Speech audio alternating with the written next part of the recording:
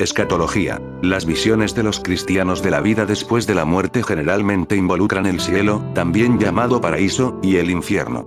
El catolicismo, desde los primeros siglos, cree en un lugar intermedio llamado purgatorio.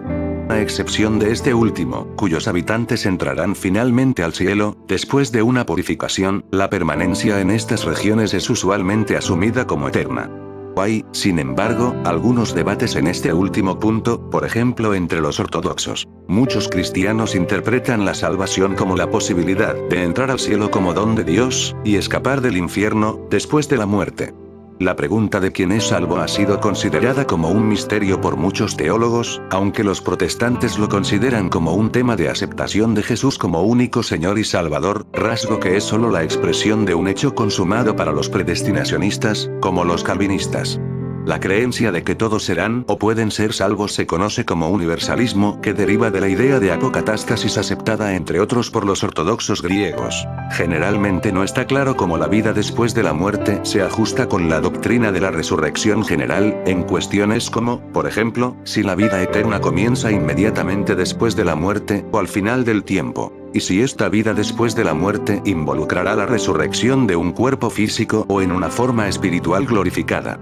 La mayoría de los cristianos aseguran que un alma sin conciencia sobrevive a la muerte física del cuerpo, aunque otros rechazan esto diciendo que solamente los buenos serán físicamente resucitados, mientras que los otros permanecerán en la tumba. En cambio, algunos grupos, como los adventistas del séptimo día y los denominados testigos de Jehová, aseguran que los muertos están inconscientes e impotentes en sus sepulcros, que no existe nada que sobreviva a la muerte del cuerpo físico, y que en la resurrección Dios devolverá la vida a quienes Él tenga en su memoria, tanto personas justas como injustas.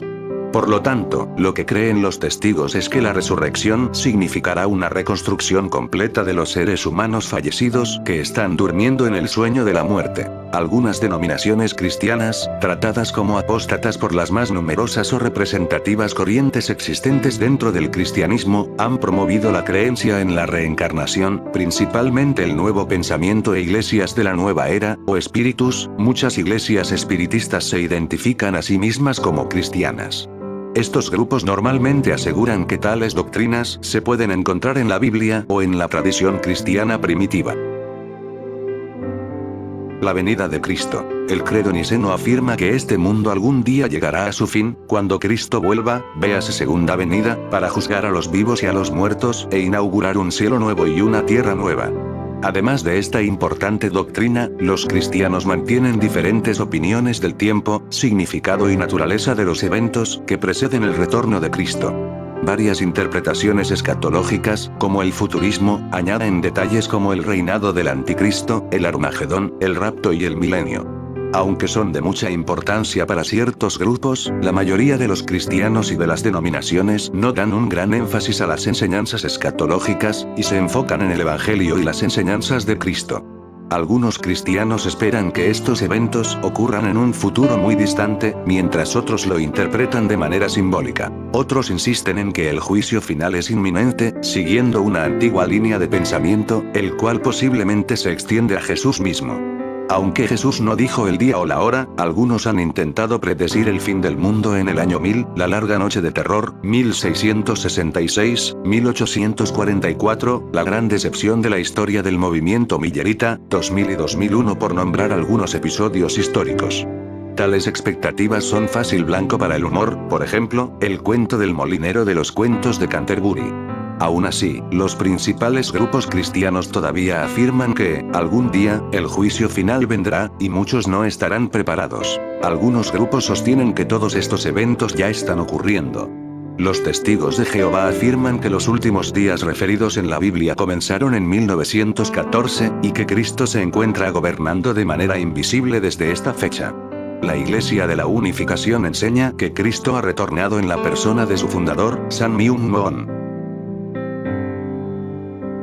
Prácticas, sacramentos u ordenanzas. En líneas generales, Jesucristo es para los cristianos el Hijo de Dios, por lo que sus prácticas se orientan hacia su relación con Dios, de la cual se desprenden sus actividades típicas. Dentro de las prácticas protestantes reformadas, ortodoxas y católicas, estas destacan especialmente: bautismo, signo iniciático de introducción al cristianismo; Bautismo en el Jordán por Juan Bautista. Penitencia, signo de perdón, arrepentimiento de los pecados cometidos. Eucaristía, signo litúrgico de la Iglesia Católica. También conocida como Última Cena o Santa Cena por otros cristianos. Confirmación, signo que ratifica la fe en Jesucristo. Orden sacerdotal. Matrimonio, celebración de la unión de un varón y una mujer ante Dios y la comunidad. Unción de los enfermos, signo de asistencia al enfermo o herido. Las diversas denominaciones surgidas tras la Reforma Protestante reconocen mucho menos de 7 de estos en número variable. En general, los protestantes reconocen la naturaleza sacramental del bautismo y la Santa Cena, Eucaristía, y los de línea calvinista reconocen la profesión de fe equivalente a la confirmación de los católicos, pero solo cuando la persona ya es totalmente consciente de su salvación. La mayoría de las iglesias cristianas evangélicas, adhiriéndose a la doctrina de la Iglesia de Creyentes, usan el término ordenanzas para referirse al bautismo del creyente y la comunión. Bautismo. El bautismo es un rito usual por medio del cual se hace una iniciación al cristianismo. Involucra la inmersión en agua. El bautismo proviene de la práctica judía de la inmersión, mikve, para propósitos de un ritual de purificación. La práctica cristiana es derivada del llamado de Juan el Bautista al arrepentimiento, metanoia. Se puede aplicar tanto a niños como a creyentes adultos, el cual puede incluir jóvenes adolescentes. La Iglesia Católica, Iglesia Ortodoxa, iglesias protestantes reformadas, bautizan bebés por efusión. En las iglesias evangélicas adhiriéndose a la doctrina de la Iglesia de Creyentes, el bautismo del creyente está reservado para los creyentes adultos por inmersión en agua, después de un nuevo nacimiento. Para los bebés, hay una ceremonia llamada presentación de niño.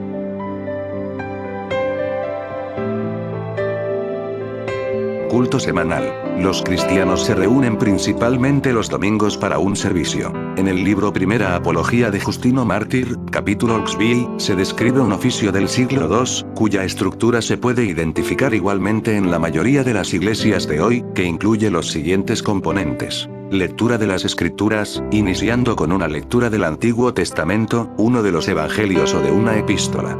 A menudo se ordenan sistemáticamente en un ciclo anual, usando un libro llamado leccionario, un sermón. En tiempos antiguos la predicación seguía a la lectura de las Escrituras, como sucede hoy en el rito romano. En otros casos el sermón se sitúa al final del servicio. Oración comunitaria y acción de gracias. Normalmente esto ocurre varias veces durante el servicio. Justino no menciona esto, pero algunas corrientes cristianas entonan himnos. Resulta habitual la recitación del Padre Nuestro. En muchas corrientes protestantes esto ha sido sustituido por cánticos. La Eucaristía, también llamada Santa Comunión, es un rito en el que se comen y beben pequeñas cantidades de pan y vino previamente bendecidos. Los protestantes dicen que representan el cuerpo y la sangre de Cristo. Ortodoxos y católicos dicen que se transforman el cuerpo y la sangre de Cristo, doctrina conocida en la Iglesia Católica como transustanciación.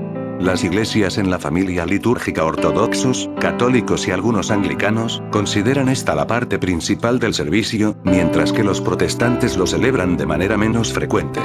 En muchos casos hay restricciones de quién pueda tomar parte, por ejemplo, solo católicos y ortodoxos que no se encuentren en pecado mortal pueden tomar parte en ella en una iglesia católica. Una recolección de ofrendas en la que a las personas se les pide que contribuyan con dinero. Los cristianos tradicionalmente usan estos dineros no solo para mantener la iglesia, sino también para obras de caridad de varios tipos. Existe un alto número de variaciones o excepciones. En algunas ocasiones, rituales como bautismos o bodas se incorporan al servicio.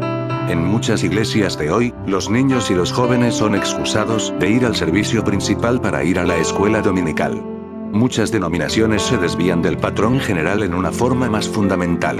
Por ejemplo, los adventistas del séptimo día se reúnen en sábado, el sabbat judío, no como el resto de las ramas del cristianismo, que lo hacen en domingo. Pentecostales y carismáticos aseguran moverse espontáneamente en el Espíritu Santo, en vez de seguir un orden formal de servicio. En las reuniones de los cuáqueros, los participantes se sientan silenciosamente hasta que son movidos por el Espíritu Santo para hablar. En algunas denominaciones, principalmente las litúrgicas, el servicio es dirigido por un sacerdote. En otros, principalmente entre protestantes, hay un ministro, predicador o pastor. Otros grupos pueden tener déficit de líderes formales, ya sea por principio o por necesidad local. Además, hay servicios mayores de iglesia, caracterizados por una gran solemnidad y rituales, y servicios menores en donde prevalece una atmósfera más informal, incluso si el servicio en cuestión es de naturaleza litúrgica. En iglesias ortodoxas, la congregación tradicionalmente se mantiene a través de la liturgia. Los católicos y muchas iglesias protestantes siguen algo predeterminado, en donde los participantes se ponen de pie para cantar, se arrodillan para orar y se sientan para escuchar, por ejemplo, en el sermón. Otros son menos programados, y pueden ser muy animados y espontáneos. De ordinario se incorpora música, y a menudo interviene un coro o un órgano. Algunas iglesias usan solo música a capella, ya sea como regla. Muchas iglesias de Cristo objetan el uso de instrumentos musicales en la adoración, o por tradición, como en la ortodoxa. Una tendencia reciente es el crecimiento de la adoración integrada, la cual combina la liturgia con la espontaneidad. Este orden en la adoración es a menudo un resultado de la influencia de la renovación carismática dentro de las iglesias que son tradicionalmente litúrgicas.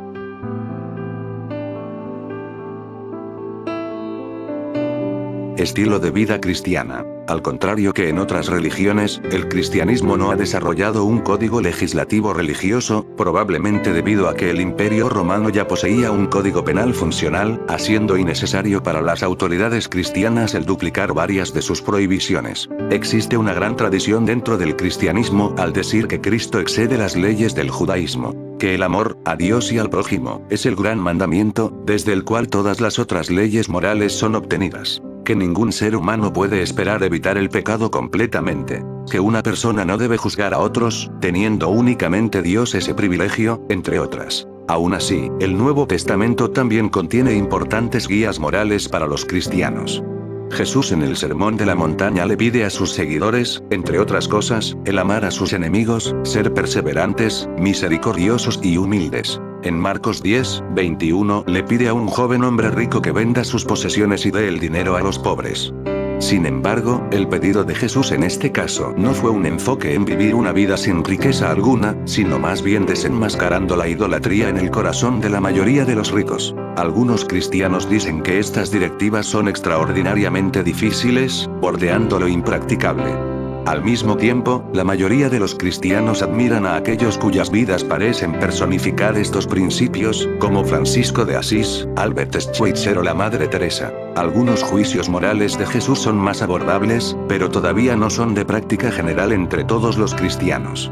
En el Sermón del Monte él habla en contra del divorcio, un tema controvertido en muchas denominaciones cristianas, y contra el juramento, una prohibición enfatizada principalmente por los cuáqueros. Oración. Todas las versiones y variaciones conocidas del cristianismo practican la oración. Las oraciones cristianas pueden ser formulistas, improvisadas o inspiradas por el Espíritu Santo. Las oraciones normalmente se agrupan en categorías de acción de gracia, adoración, petición, intercesión y comunión. Las oraciones cristianas pueden ser dirigidas a Dios Padre, a Cristo o a un santo, en el caso de los católicos y ortodoxos. Los católicos han desarrollado una práctica devocional de orar el rosario. Entre las oraciones formulistas, el Padre Nuestro y los Salmos, y en círculos católicos el Ave María son las más comunes. La pregunta sobre la eficacia de la oración está llena de diferendos teológicos. Algunas iglesias enseñan que la oración es capaz de alterar el ambiente físico, tomando en cuenta cosas como la sanidad espiritual.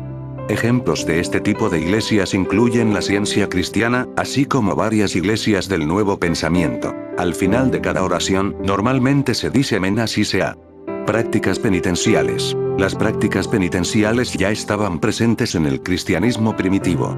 Una práctica cristiana de origen antiguo, inspirada probablemente en la tradición judía, y practicada por Jesús, es el ayuno. Además de ser mencionado en distintos pasajes neotestamentarios, la Didache señala cómo la oración debía combinarse con ayunos, que se prescribían el cuarto y el día de la preparación miércoles y viernes didocho. Existen además evidencias históricas de la existencia del ayuno como práctica preparatoria de la Pascua desde fines del siglo II y principios del siglo III, lo que derivaría en el siglo IV en la conformación del tiempo litúrgico conocido hoy en varias denominaciones cristianas como Cuaresma. El catolicismo distingue entre ayuno, que consiste en privarse, con mayor o menor estrictez, de todo alimento y bebida, y abstinencia, que involucra la renuncia voluntaria a la ingesta de ciertos alimentos, usualmente cárnicos. En el catolicismo, el ayuno se practica particularmente en dos jornadas de significación penitencial por excelencia: el miércoles de ceniza y el viernes santo.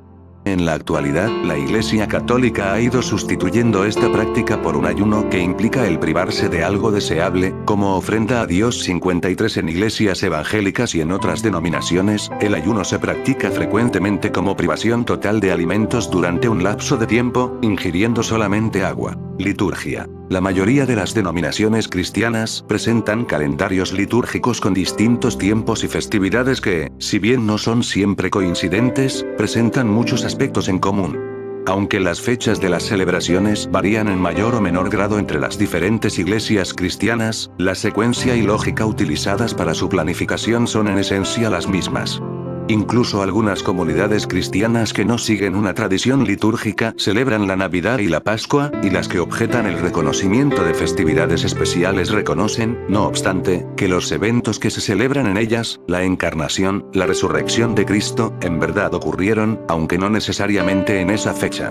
La comunión anglicana y numerosas iglesias protestantes siguen en la liturgia un esquema de lecturas bíblicas muy similar al de la Iglesia Católica posconciliar, ya que el actual Revised Common Lectionary, primera edición de 1992, 55 es el resultado de una serie de obras litúrgicas previas inspiradas en el Ordo Lectionum Missae, 1969, fruto del Concilio Vaticano II.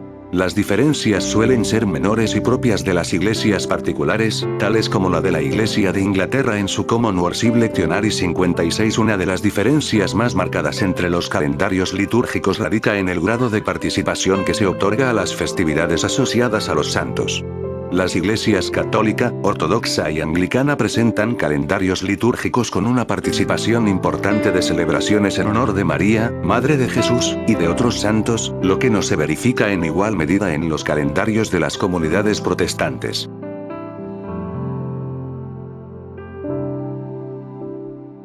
Símbolos. Uno de los símbolos cristianos originarios fue el del peso ichthys, del griego, en letras mayúsculas, X. Este vocablo conformaba un acrónimo. Isous Christos, Theouios, STR, que, traducido al español, significa Jesús Cristo, Hijo de Dios, Salvador. Junto con el símbolo del ancla, el pez fue uno de los más empleados por los cristianos primitivos. El símbolo más conocido del cristianismo es sin duda la cruz, por ser en ella donde murió Jesús según los evangelios y sobre la que existen una gran variedad de formas.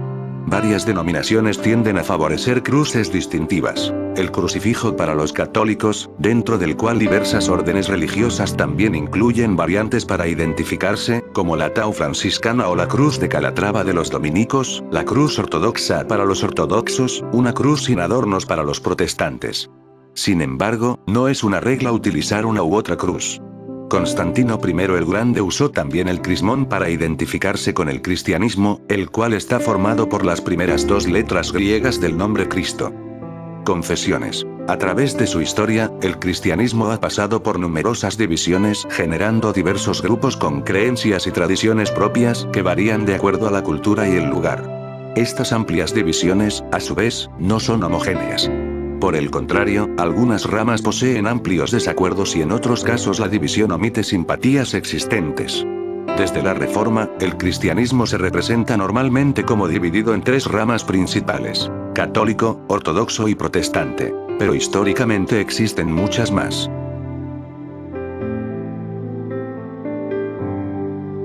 Iglesia Católica. La Iglesia Católica, en latín, Ecclesia Católica, y en griego antiguo, es la iglesia cristiana más numerosa. Está compuesta por 24 iglesias sui iuris, la Iglesia Latina y 23 iglesias orientales, que se encuentran en plena comunión con el Papa y que en conjunto reúnen a más de 1.390 millones de fieles en todo el mundo. La Iglesia Católica sostiene que en ella subsiste la única iglesia fundada por Cristo, encomendada al apóstol Pedro, a quien le confió su difusión y gobierno junto con los demás apóstoles. Por ello, se considera a sí misma como un sacramento, un signo e instrumento de la unión íntima con Dios y de la unidad de todo el género humano.